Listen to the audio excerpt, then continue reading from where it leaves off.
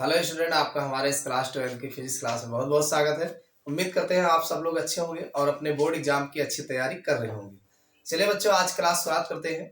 आज के इस लेक्चर्स में एक ऐसे इम्पोर्टेंट टॉपिक को लेकर आया है जो आपके बोर्ड एग्जाम में काफ़ी कई बार पूछा गया है।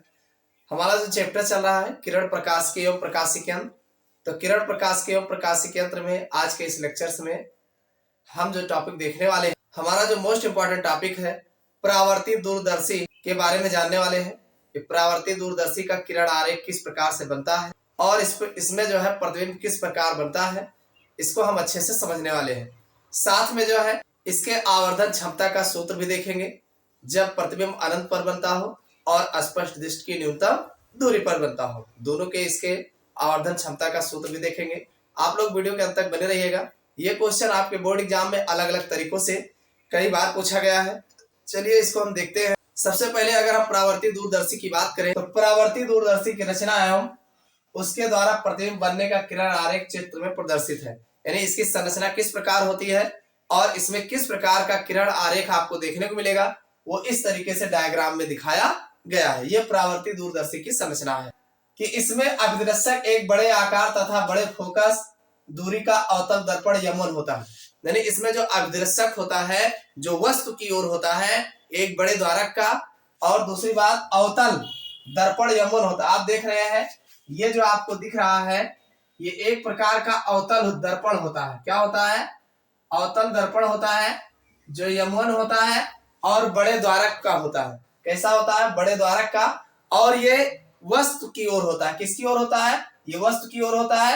यानी वस्तु से आने वाली जो प्रकाश की किरणें होती है इसी अवतल दर्पण पर जो है केंद्रित की जाती है। समझ में आई बात? तो ही कहा गया यमन होता है जो एक चौड़ी नली के एक सिरे पर लगा होता है। यानी ये कहाँ लगा होता है?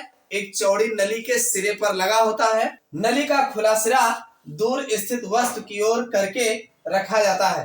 यानी नली का जो खुला सिरा होता है ये दूर स्थित वस्तु की ओर खुला करके रखा जाता है। नली में अवतल दर्पण के फोकस से कुछ पहले एक समतल दर्पण, यानी जो नली होता है, मान लीजिए नली है तो ये अवतल दर्पण जो लगा होता है इसके ठीक कुछ पहले एक समतल दर्पण होता है जो मुख्य अक्ष के ठीक बगल जो है वो 45 डिग्री कोण पर झुका हुआ होता है। तो वही लिखा है कि नली में अवतल दर्पण के फोकस से कुछ पहले एक समतल दर्पण M2, ये देख रहे हैं आप, ये M2 है, ये समतल दर्पण बना हुआ है।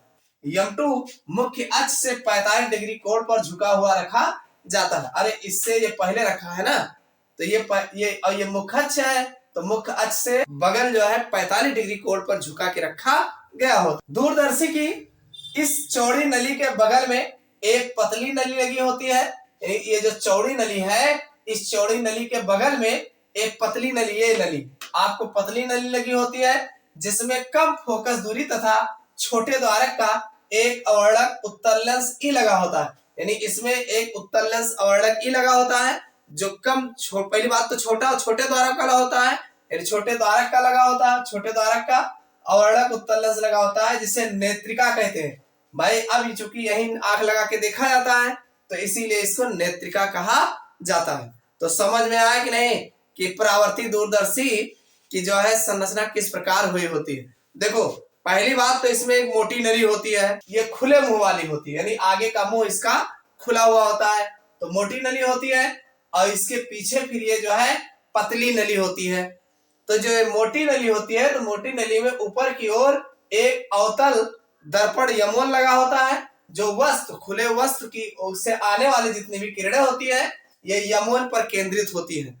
और फिर इसी नली में थोड़ा और पहले जो है, इस अवतल दर्पण के पहले जो है क्या होता है, मुख्य अक्ष के बगल एक छोटा जो है समतल दर्पण M2 लगा होता है जो 45 डिग्री कोण पर झुका हुआ होता है। और फिर इसके आगे जो है एक छोटी पतली नली होती है जिसमें अवर्णक उत्तल लेंस कम फोकस दूरी का प्रयोग किया होता है और जिसे हम नेत्र लेंस जो है बोला जाता है, नहीं नेत्रिका लेंस कहा जाता है। ये नेत्रिका है, ये उत्तल लेंस होता है एक प्रकार का, और ये नेत्रिका लेंस से यहाँ नेत्र लगा के देखा जाता है। ये कम द्वारक का पतली नली का होता है। क्लियर? तो ये तो इसकी संरचना हो गई। अब काम कैसे करेगा ये, चलो इसको देखते हैं। भाई डायग्राम ये आपका बना है, ये बड़ा द्वारा कैसे होता है, और ये वस्तु है मान लीजिए, तो वस्तु से आने वाली सभी किरणों को यहाँ पर यह अवतल दर्पण अपने पे केंद्रित करेगा, और केंद्रित करने के बाद ये जो समतल दर्पण होता है झुका हुआ,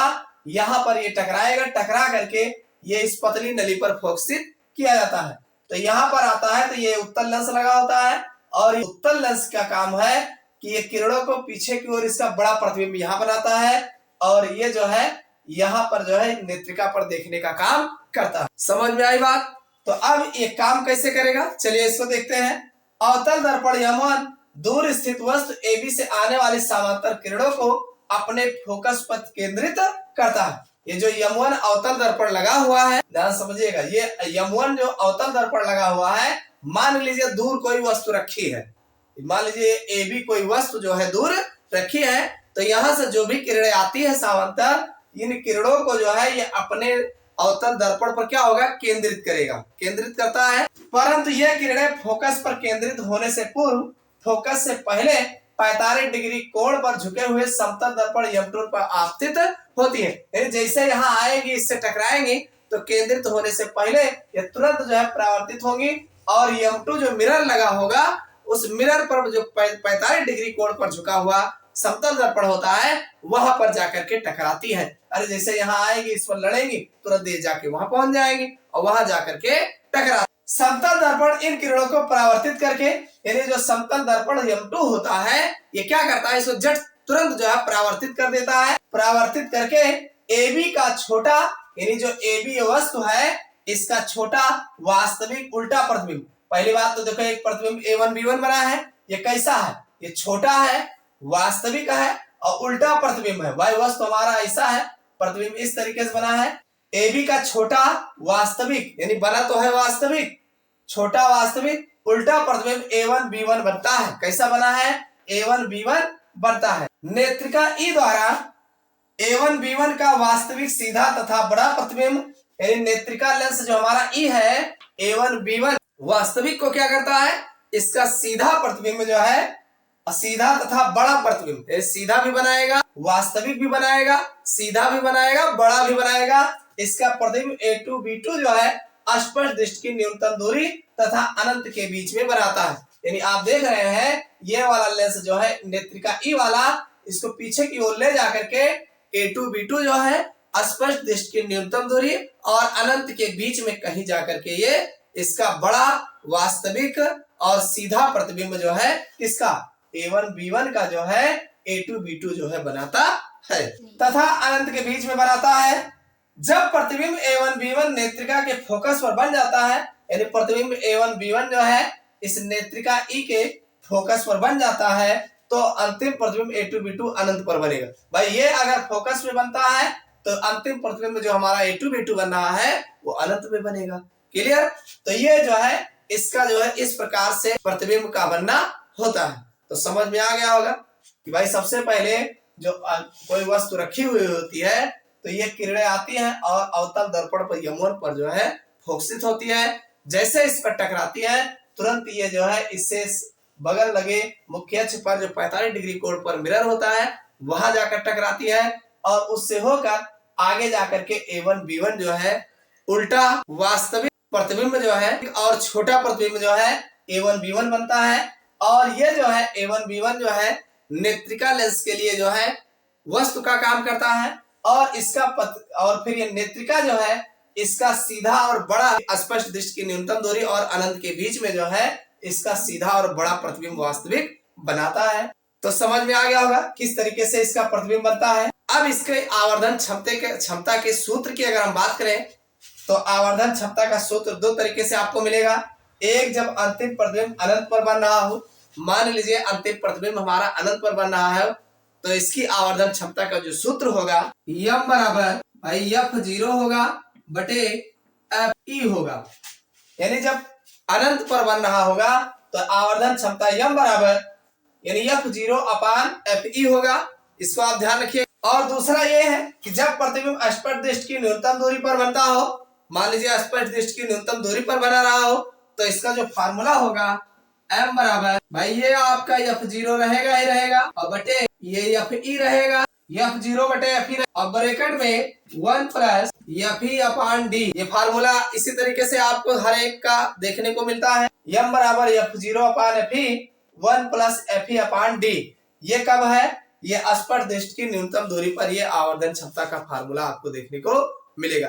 तो क्वेश्चन आपका जो बोर्ड एग्जाम में पूछा गया है कि किसी परावर्तित दूरदर्शी का किरण आरेख बनाकर उसमें प्रतिबिंब का बनना खींचिए। तो ये तो आपका किरण आरेख हो गया और इसका प्रतिबिंब किस प्रकार बन रहा है ये तो हो गया। दूसरा इसी को पूछा गया है कि परावर्तित दूरदर्शी का किरण आरेख खींचकर इसकी आवर्धन क्षमता का सूत्र जो है जब प्रतिबिंब अनंत पर बन रहा हो तब का बताइए, और दूसरा जो है स्पर्शदिष्ट की न्यूनतम दूरी पर का आवर्धन क्षमता का सूत्र बताइए। तो ये आपका दोनों हो गया। उम्मीद करते हैं परावर्तित दूरदर्शी आपको समझ में आ गया होगा। कुछ नहीं है, डायग्राम आप इत्मीनान से बनाइएगा।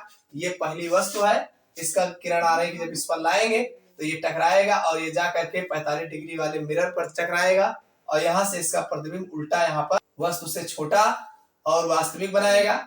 और इसका ये जो है नेत्रिका लेंस के लिए वस्तु का काम करेगा। यहाँ से किरणें इस पे आएंगी और इसे नेत्रिका पर जो है इसका बड़ा प्रतिबिंब A2 B2 जो है वास्तविक और सीधा जो है अनंत और कहीं बनाएगा। तो ये यहाँ नेत्र लगा है, ये नेत्रिका लेंस है और ये इसका बड़ा प्रतिबिंब है। क्लियर? तो इस तरीके से होता है। समझ में आ गया होगा। तो उम्मीद करता हूँ ये सारी बातें आपको समझ में आ गया होगा। ये वीडियो आपको कैसा लगा कमेंट करके जरूर बताइएगा। चैनल पर सब्सक्राइब कर लेना, वीडियो को लाइक नहीं किया लाइक कर दीजिएगा। फिर मिलते हैं अगले क्लास में नए टॉपिक के साथ।